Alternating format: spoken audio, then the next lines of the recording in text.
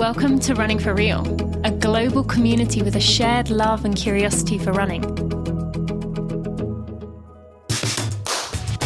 Together we reconnect with the reasons why we love to run and discover ways it helps us become better people. Whether it's the quiet moments of a morning run while the rest of the world still sleeps, or befriending the strangers next to you at the start line of a race, we are here to connect with others who see running as the common thread that weaves our lives together. Come join me, Tina Muir, as I talk with people from all walks of life, united by a love of running. Hello, my friends. Welcome to episode 398 of the Running for Real podcast. Thank you for joining me today. I'm excited that you are here. And we have a special guest for you today, someone who I came to meet a few months ago, absolutely fell in love with her and her story. Strangely enough, had just met a very dear friend of her through a different means and ended up realizing that we all were going to come together, which we did at the Running USA conference earlier this year. And I'm very excited to welcome Andrea Lytle Peet along with Jen Cox to the show today. This episode is a little bit shorter than usual. We did run into some challenging timing issues, but I really wanted to bring Andrea on the podcast because of the work that she has done as an activist for ALS while working through it herself. She was diagnosed in 2014, and she has gone on to do some incredible things. You're going to hear about it today.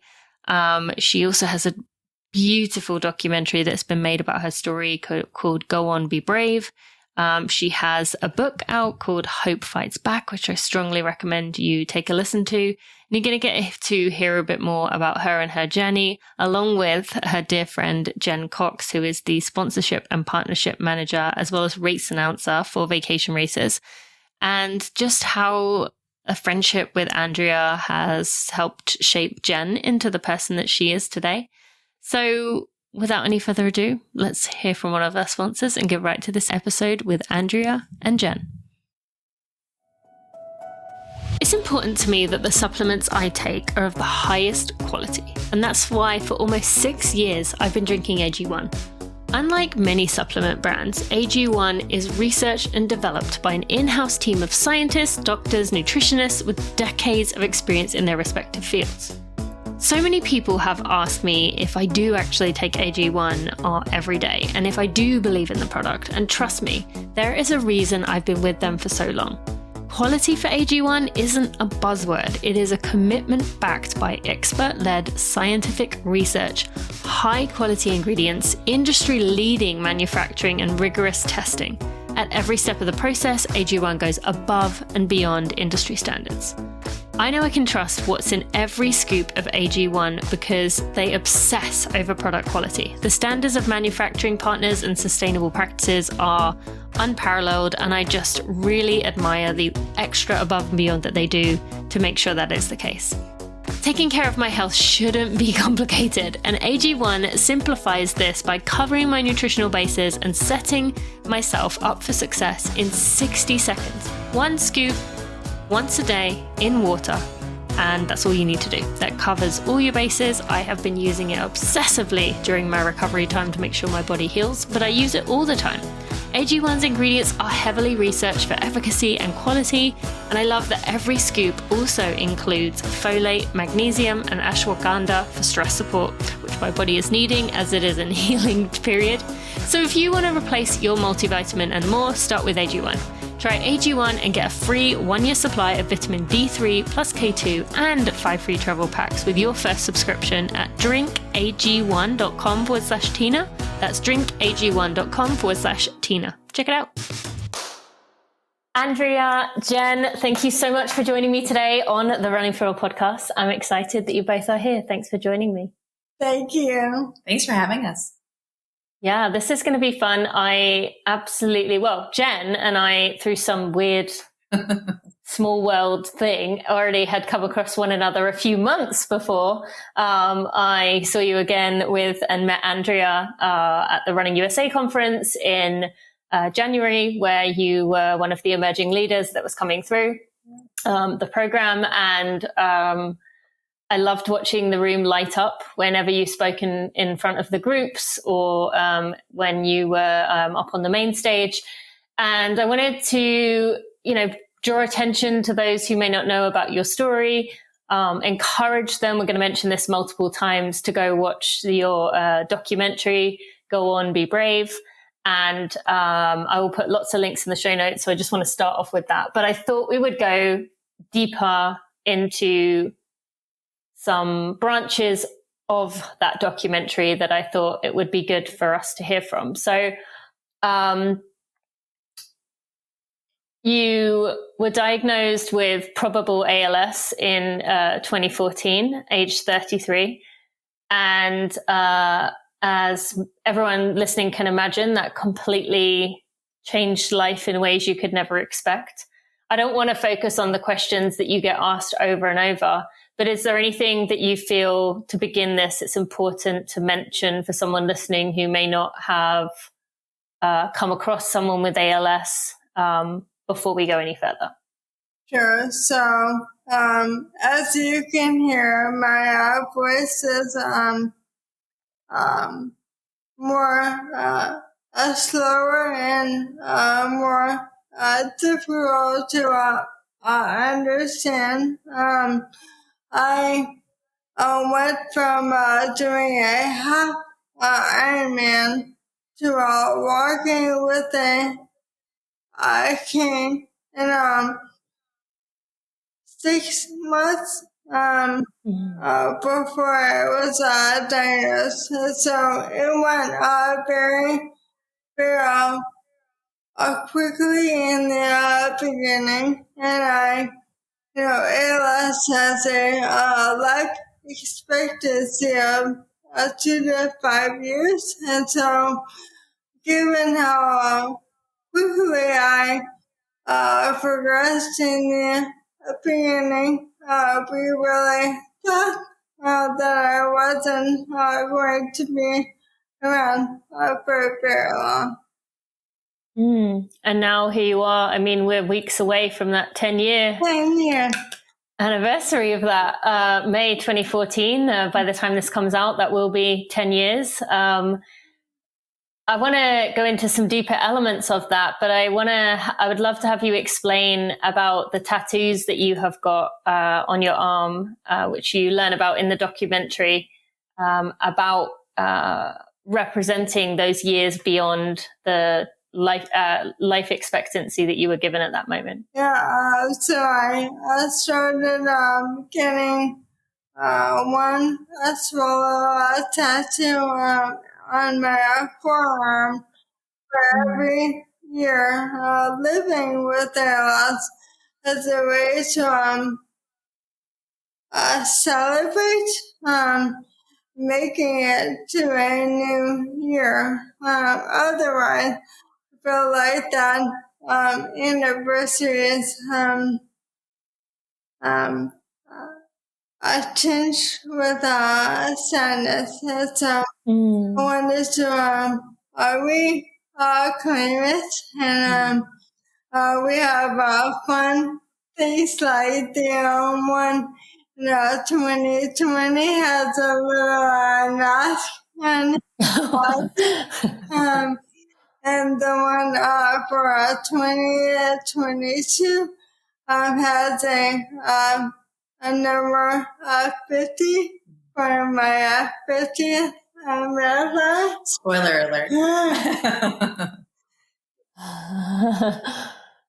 And do you have a big plan for the 10th, for this one coming? I do. There are several friends of mine, and are going to get swallows together. Oh, I love that. And swallows traditionally are a symbol of hope. Sailors would get that because the swallow was the first bird that they would see and know that they were close to land. So I love that symbolism. No one needs hope more than people with it, Mm-hmm. I actually want to go into hope a little bit, and you already have an environmental tilt from your work as former work as a city planner. So you are passionate about sustainability, which I absolutely love. And I feel like, you said there about hope. Hope is a critical piece of the puzzle for people when it comes to environmentalism, sustainability, because at times we can all feel like there is no hope. There's no way we're going to figure this out. There is no point in hoping for the best when we've already done too much damage. But so there's many parallels in the way that you have had to approach your life and the situation that we're in as an environment. So you said there's nothing more important than hope. What does hope mean to you? Hope is everything. It is what powers me to be able to go forward and know that today I am here, and today I can make a difference, whether that is in running and raising money and awareness for ALS, or recycling and doing my part, and you can look at it as we have done so much damage, or you can look at it as it is our responsibility to make the world better than when we found it. And that is what I hope my legacy to be, that I've left ALS and left the world a better place. That is why I went into city planning originally. And Jen, to you, what does hope mean to you? And has Andrea impacted your definition or what it means to you? Oh my goodness. Yes, absolutely. I agree with Andrea. Hope is everything. But I think that it's tested, right? Like her hope has been tested. I feel like I was always a hopeful person. But after being friends with Andrea, after watching her journey, it just really showed me of how important it is to be hopeful, even in the darkest moments of your life. You still have to define that hope. And is that easy? No, absolutely not. But I think if you don't have that hope, if you don't have that support system, you don't have much. So hope's definitely been redefined to me, I think, through Andrea's lens. And I truly appreciate that, because I feel like I'm even more hopeful during those tough moments. And Andrea, with the word hope, does it mean you are an active participant in pursuing the hope that you have? I mean, I quite often find hope to many people means, oh, I hope it's going to go okay, but then leaving it at that.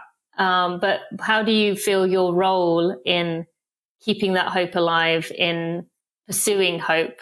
What is your role in that? Are you active or passive in that? Yeah, I mean, the title of my memoir is Hope Fights Back, because I thought it was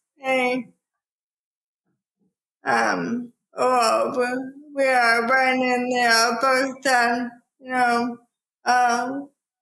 we think of hope as a passive or a timid thing. It is when we are active and pushing hope. Hope is always there and wants to be a partner with us, and hope is pretty badass. Yes. I love that. Anything you want to add, Jen? I just agree completely. I love that you said hope is a pretty badass word.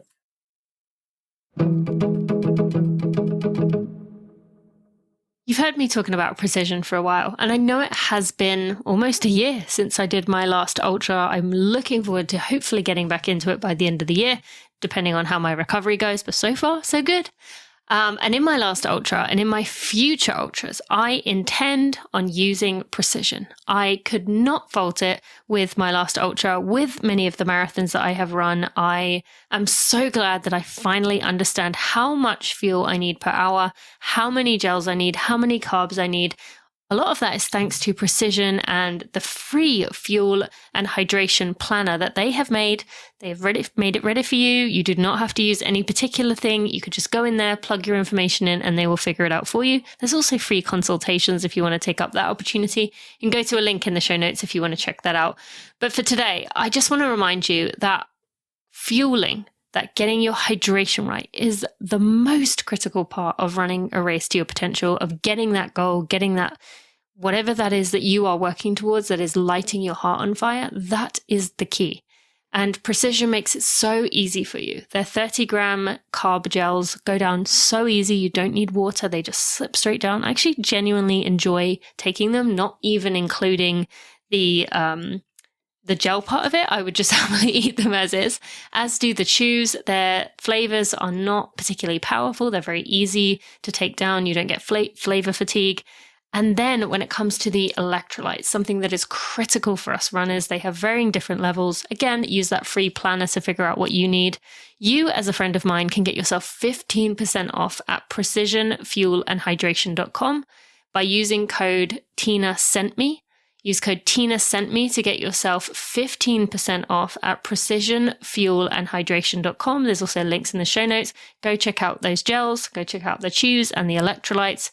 You're going to love it in your next race, and I can't wait to hear more. Thanks for listening.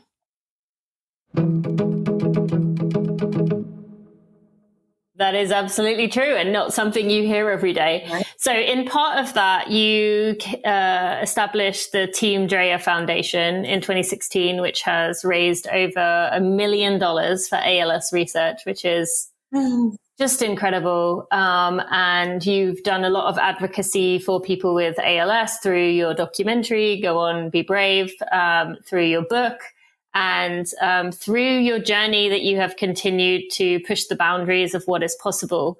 So again, I want people to watch the documentary to not go over the same questions, but running or completing, you said you used to do Ironmans and used to run races, and obviously very active and pursuing a healthful life before this. You then went on to set on this challenge, which we already spoiler alerted in saying that you did it, a marathon in all 50 states. There's a quote that you gave when you reached 5 years of saying, I'm tired of waiting around for this disease to kill me. Was there a moment that you remember thinking that specifically, or was it a build up over time to where you just could feel yourself getting curious about it until you kind of crossed that threshold to make the decision to do something like that? I think it was building up over time where I was,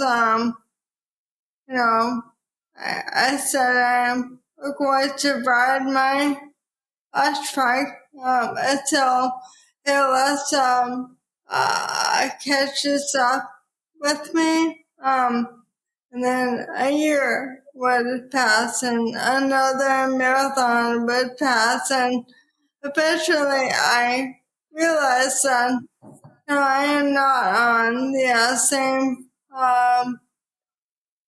trajectory as most people with ALS. My body isn't failing me, and the mind shift I'm not waiting around for this disease to kill me was actually like see, I changed it, changed everything. Because then I was like, I'm going to set a goal that isn't, I'm not going to die. It's like I'm going to go for it. Regardless of what happens, at least I tried. I was like actively living my life, and you were hopeful. Yeah, exactly. Yeah, doing it your way. Yeah, absolutely. I encourage people to follow that journey of you going to 50 states. I want to pause for a moment over Boston, as you wanted the Boston Marathon to be your, it was the last race, right? Boston, you wanted Boston Marathon to be the last race. Your application to run it was rejected because they don't have a category for a recumbent trike. For the many, many people who have been heartbroken by Boston over the years for various reasons of not getting in for one reason or another, changes not being made, what would you say to those people who really viewed that race as something that they really felt tied to, like they had to achieve it to feel like they were enough, or feel like they were valued, or feel like they belonged? You went on and did it yourself the day before anyway, but what advice would you have for someone who does feel they had something really important that they wanted to do and they haven't so far or at all been able to do it? I mean, I still want to push the boundary and push for inclusion of people who are participating in the only way that they can, with a proven safety record. If you are participating in your ability, I think that we should. I think that the marathon should make an exception. Decide on a case by case basis. But for everyone else who, for whatever reason, Boston didn't work out, there are so many amazing marathons out there, and I've been invited to the Calgary Marathon I'm doing next year, and I was so excited. We went down into the Rocket City Marathon, and Huntsville, Alabama. They could not have been nicer and more welcoming. Prince of Wales and Alaska. Like, there are so many other marathons that will welcome you, and you can have a beautiful, amazing, transformative experience. I would say focus on that, and then keep pushing for Boston. Mm-hmm. Yeah, and keep pushing Boston to change, as I will continue to do, and I know you will too. So I've got some new ones on my list now. I don't think I had any of those. Calgary, Rocket City, Huntsville. None of those I had on my list, and now I've got more. Prince of Wales. Prince of Wales in Alaska. Prince of Wales. Okay. Highly recommend that one. Yes. Okay, that's the favorite. All right, got it. Okay, so let's talk about what you have learned about the running community through, you were a part of the running community before your diagnosis, but what does the running community mean to you or brought you now that you want to talk about or share with us? Yeah, running people are just, they love life, and they want to be a part of racing and being out there as a group. And that is why, like, I can go out on a track ride by myself, and how much more fun is it to be in a race environment? But the people are cheering each other on with spectators, but it's just such an unusual, like, wonderful experience. Like, where else in the world do you have random strangers doing it?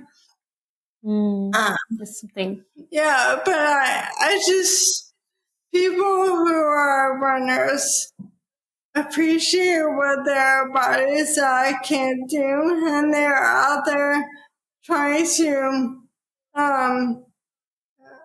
appreciate nature, try to get their mental health right, like try to take time for themselves, try to be better, more healthy. Like, that is what I want in my life, and that is who I want to be around.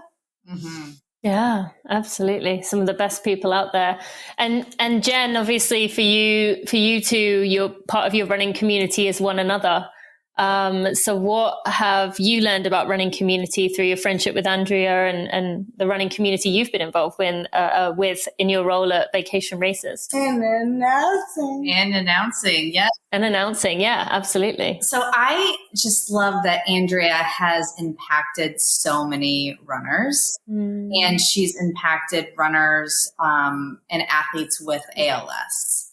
And I think that that's been the most beautiful thing that I've seen. And when you watch Go On, Be Brave, you will see this as well.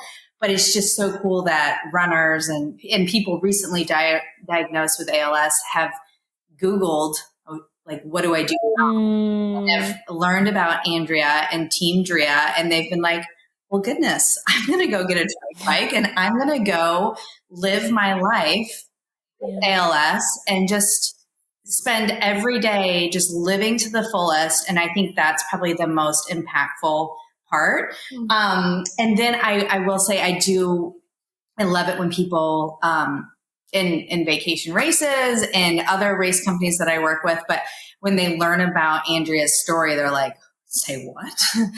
We have to talk about this. And I just think that's super neat. So once somebody finds out about Andrea, they're like, I want to know more. But be warned, Andrea will convince you to do just about anything. And I've been on the other end of that. So I've gone to Alaska for her and have done quite a few cool races because of her. I'm not complaining at all. But so I would say those are my biggest takeaways.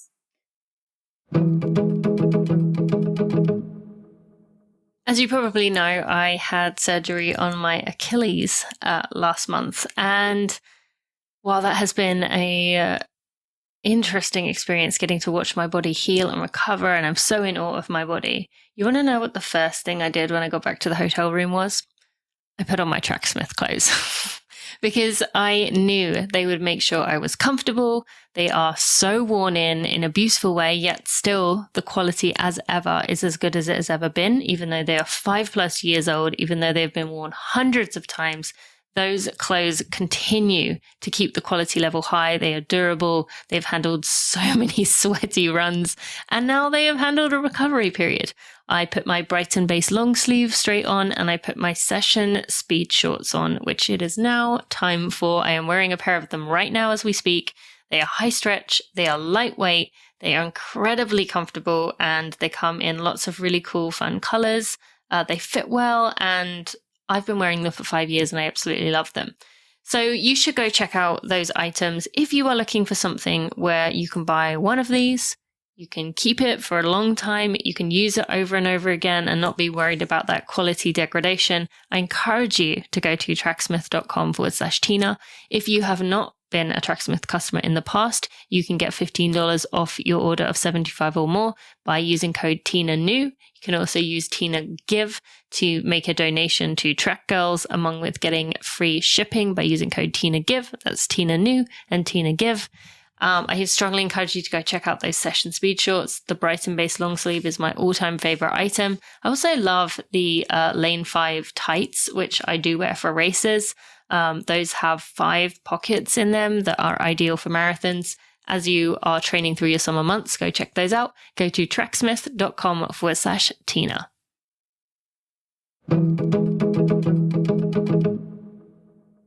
Yeah. Well, I mean, I think you're going to have to do a better job than that of saying, Andrea, be warned, Andrea will convince you to go just about anywhere. Oh, I got to go to Alaska.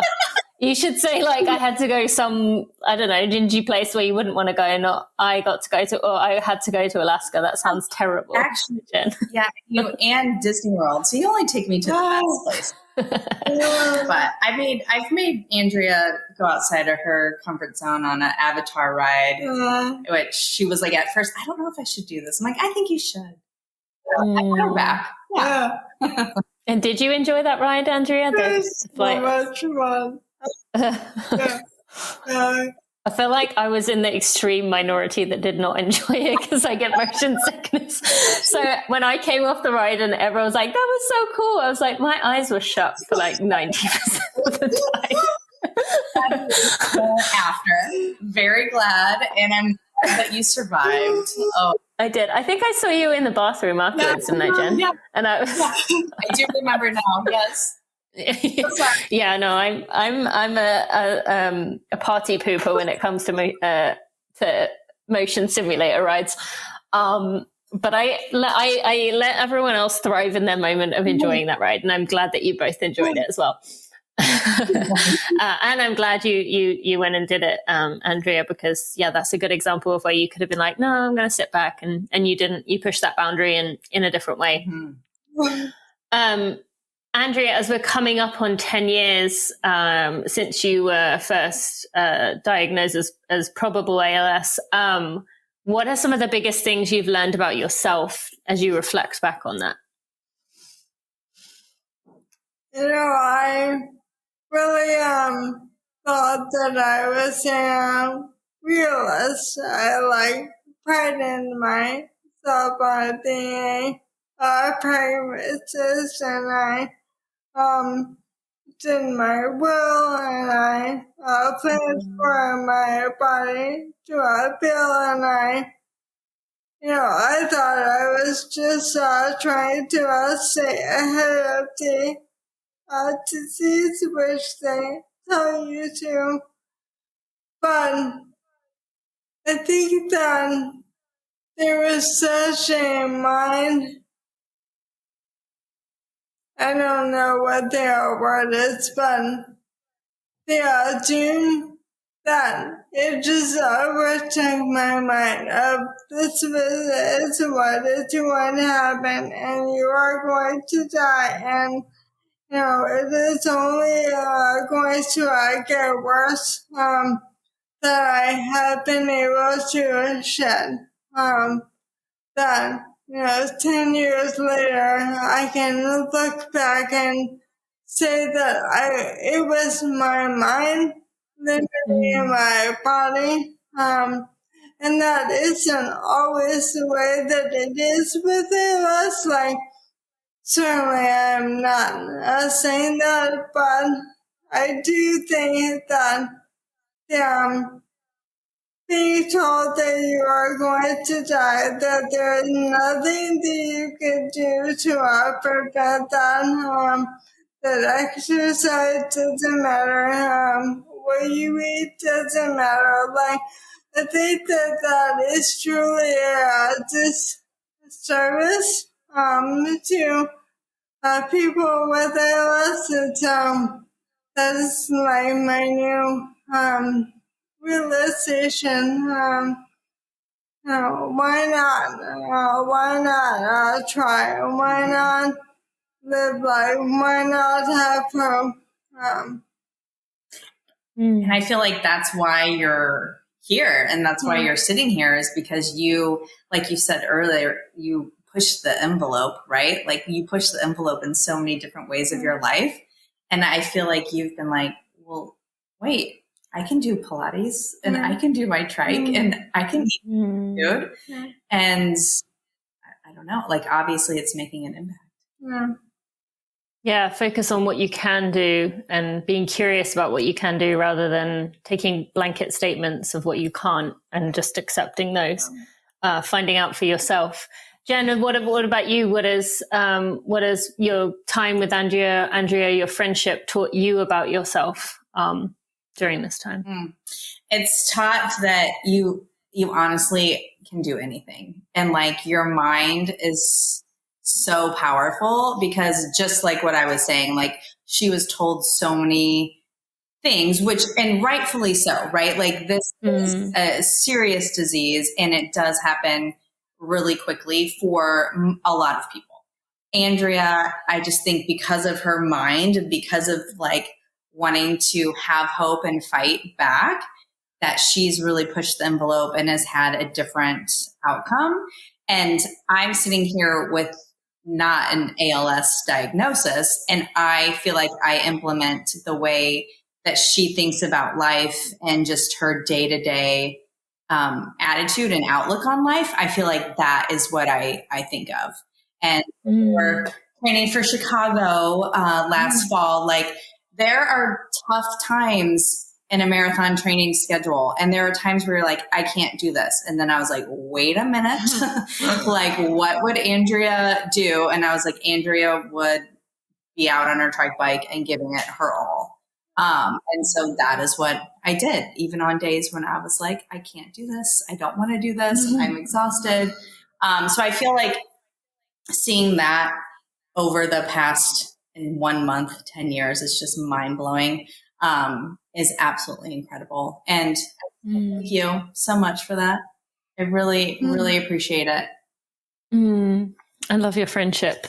Andrea, in that first year or few years of your diagnosis, it was easy to swirl up in the fear of, as you said, I need to get my will in order. I'm not going to be able to do this. Nothing I can do matters. What would you say to someone who is, maybe not necessarily the same reason, but is swallowed up in that I've been handed my fate, here it is, and I'm terrified and just feels paralyzed by the weight of what is going on in their life? What would you say to that person? Well, that you can be depressed, or you can live your life, and the time will pass either way.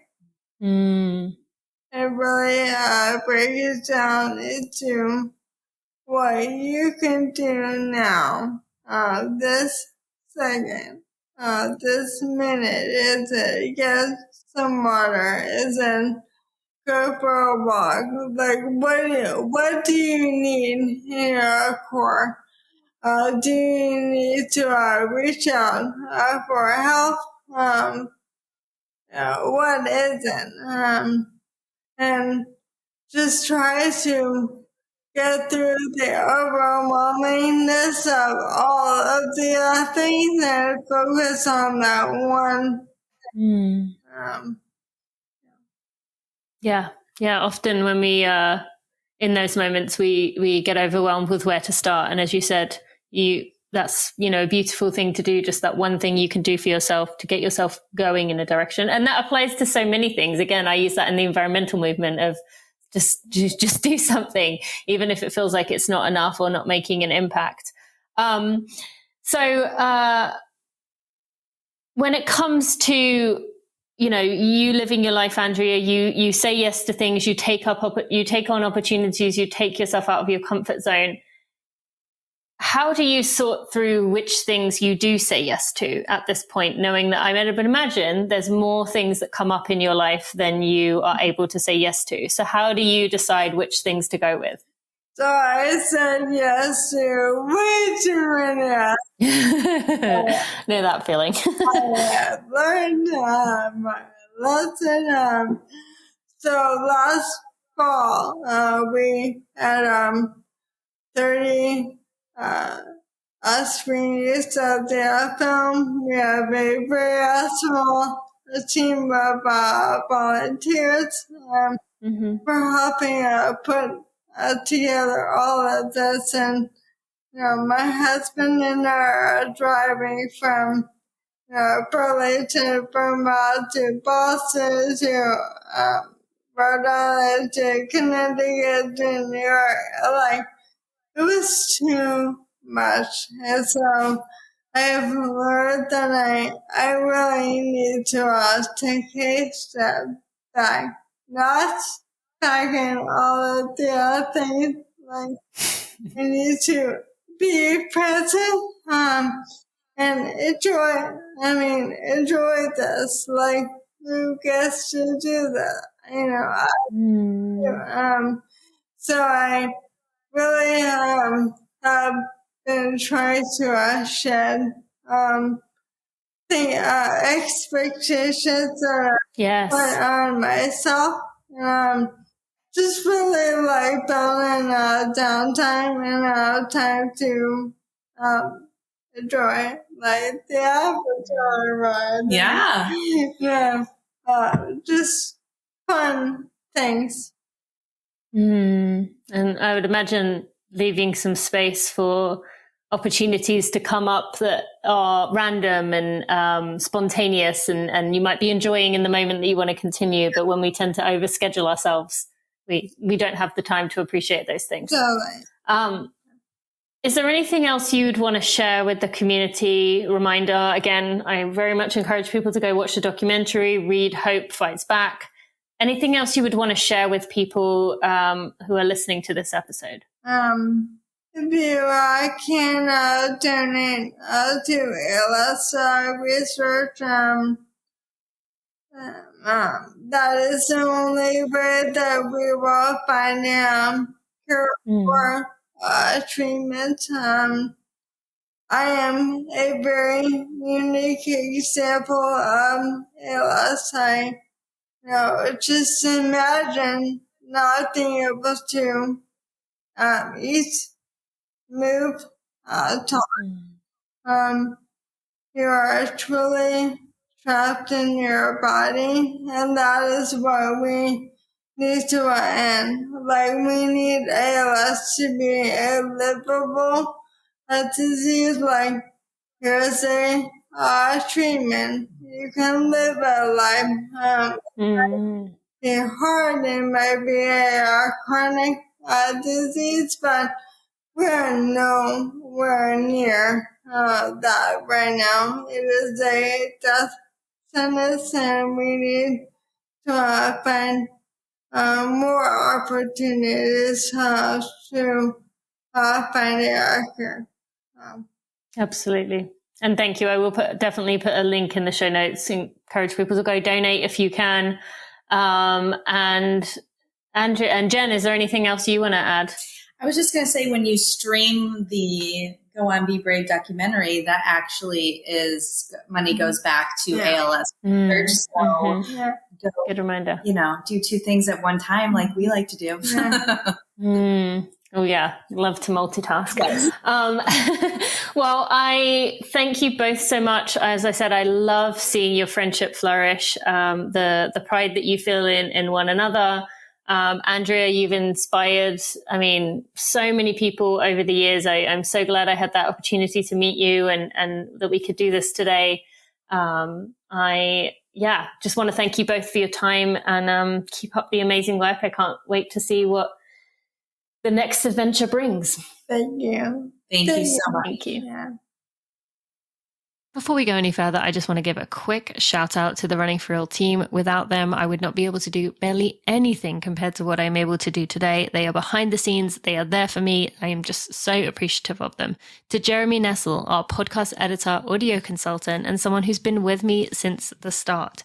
to Sally Pontarelli, our content and operations manager, who is there day to day doing all the things to help me be successful, to Kelsey Wang, our head of design, and Louise Murphy, our associate designer, and finally to Sandy Gutierrez, our photographer and content strategist. I am appreciative of all of you and wouldn't be able to do what I do without you.